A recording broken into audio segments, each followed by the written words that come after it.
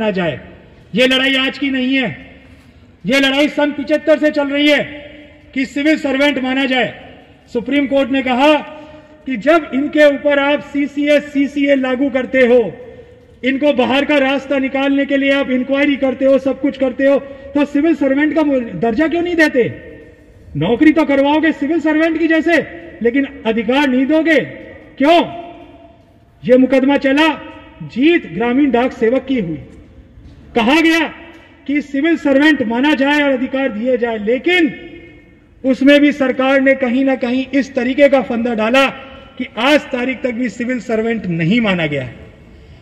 उसी संबंध में पुनः सुप्रीम कोर्ट में यह मामला गया और सुप्रीम कोर्ट ने दिल्ली प्रिंसिपल बेंच को आदेश दिया कि इनके मामले की सुनवाई करें और इन्हें इनके अधिकार दिलवाए जाएं।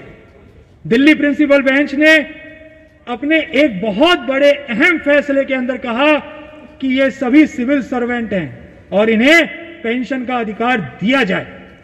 यही बात central administrative tribunal Jaipur bench ने भी कही कि इन्हें अधिकार दिए जाए। और आज यह मुकदमा राजस्थान हाईकोर्ट के समक्ष पेंडिंग है। यह वस्तु स्थिति है जो कानूनी रूप में चलती रहेगी, लेकिन बात यहां पर जो अपने सामने रखने की है वो ये है कि हर ग्रामीण डाक सेवक अपने आप में एक इकाई है और जब वो अपने अधिकारों के लिए लड़ना सीखेगा, आगे आएगा, तभी जाकर के संगठन मजबूत होगा और यह संगठन उनको उनके अधिकार दिलवाएगा। इसमें कोई संशय नहीं कि जब जब संगठन मजबूत हुआ है तब तब अधिकार मिले हैं। बिना संगठन के कोई अधिकार अस्तित्व में आ ही नहीं सकता। एक अकेला व्यक्ति डिपार्टमेंट से नहीं जीत सकता। डिपार्टमेंट के पास में 100 हथकंडे हैं।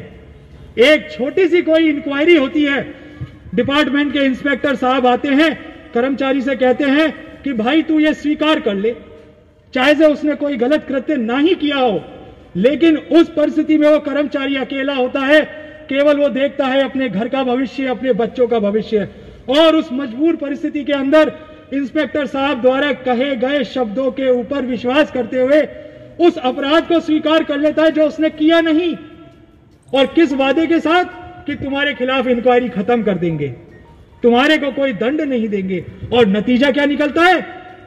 सारे अधिकार समाप्त करके उसको घर बैठा दिया जाता है और फिर वो कर्मचारी अपनी चप्पल घींचता रहता है, लेकिन उसे उसके अधिकार ना तो कानून दिलवाता ना कोई न्यायालय।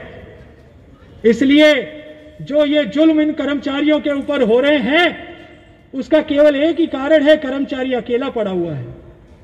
अरे मत पड़ो अकेले, सब साथ में आगे आओ।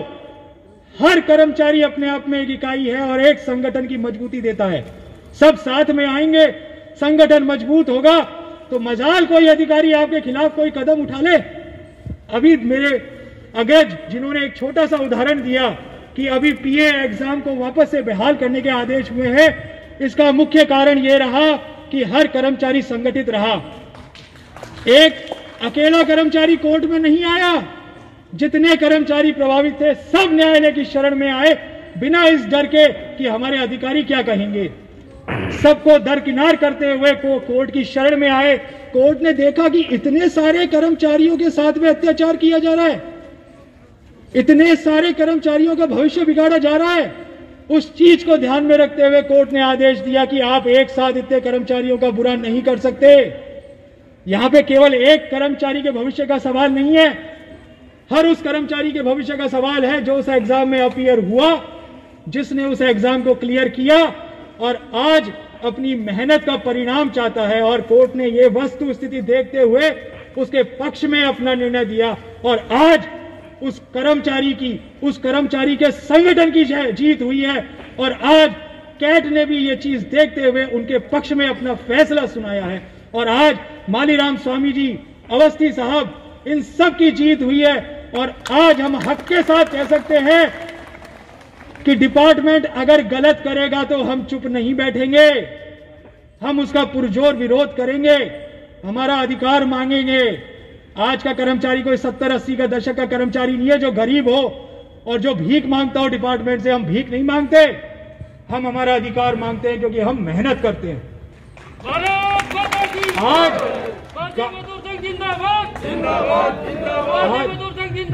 जिंदाबाद जिंदाबाद।